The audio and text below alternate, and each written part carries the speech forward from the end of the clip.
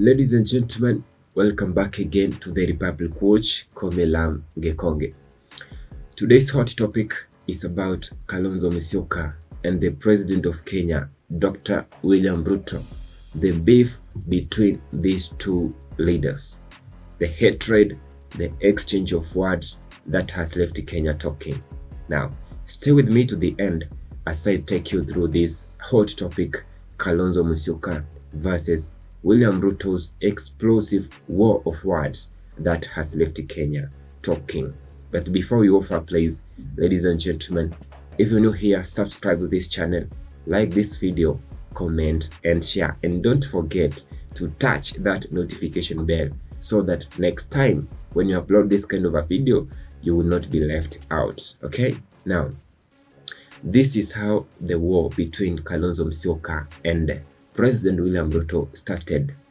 Tunajua kwamba Kalonzo Musyoka amekuwa in the opposition for a very long period of time, and you know the work of the opposition is to criticize the bad leadership of the sitting government. So wanajaribu kukosoa serikali vile inaendesha nchi, you know.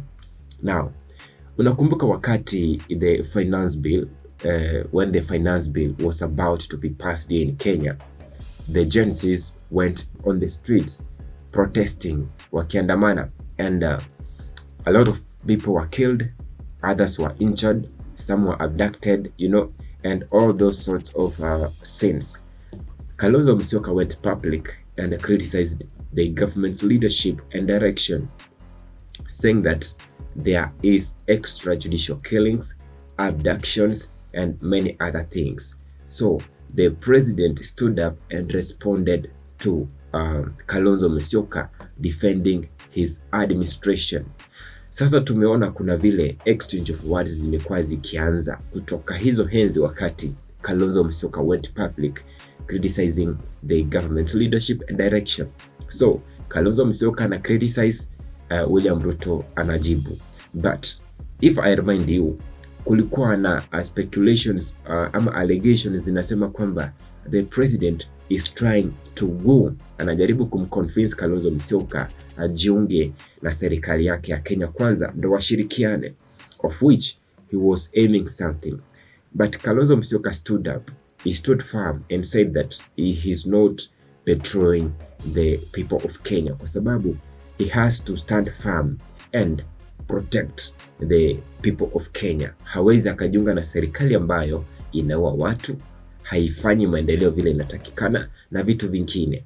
But remember, by then Kalonzo Musyoka and Raila Odinga were together, but Raila Odinga akajiunga na serikali, wakatengeneza kitu inaitwa the broad-based government. Now this is the problem.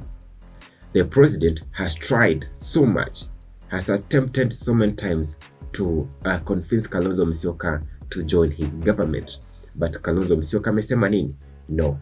Now the president went to the Ukambani region, akatoa speech fulani. I remember by then he went to do this thing you call the youth empowerment programs, na akaenda kulaunch projects za serikali katika hiyo region ya the Ukambani. So kuna vile alitoa matamshi fulani ambayo kidogo yaliweza kuleta joto fulani that huyu jamaa hana akili, you know, and Kenyans wakajudge quickly, wakasema kwamba the president has directly attacked Kalonzo Musyoka in his own region. So and the leaders from that region walikuwa na a lot of things, walisema mambo mengi, of which Kenyans really went hungry about the president's remarks. Now the other thing is, wakati Kalonzo Musyoka anajaribu kusema kwamba this government is not doing developments, you know, akasema kwamba hii serikali haifanyi maendeleo vile inatakikana, we've seen the president on top of vehicles and it's like he attacked Kalonzo Musyoka akisema kwamba you've been in government for over 50 years na haujafanya maendeleo katika region yako. Not even the road that is leading to your home, haujatengeneza barabara hata yenye unaingia kwenda kwako. And we saw some pictures zinaonyesha kwamba of course kuna barabara hazijajengwa katika hiyo region yake Kalonzo Musyoka. But Kalonzo Musyoka also responded to the president akisema kwamba, of course umesema kwamba mimi nimekuwa in government for like 50 years. You're wrong, it's 40 years.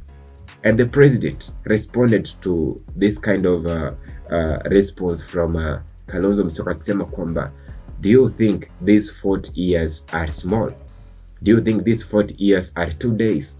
How many years do you need in order for you to do development even for your own people? So tumeona hizi cheche za maneno pale kwenye mitandao, of which Kenyans are wondering who started it and how did it start. At least I've given you a hint who started this kind of a war between Kalonzo Musyoka and the president. It started when Kalonzo Musyoka went publicly criticizing the government's leadership and direction.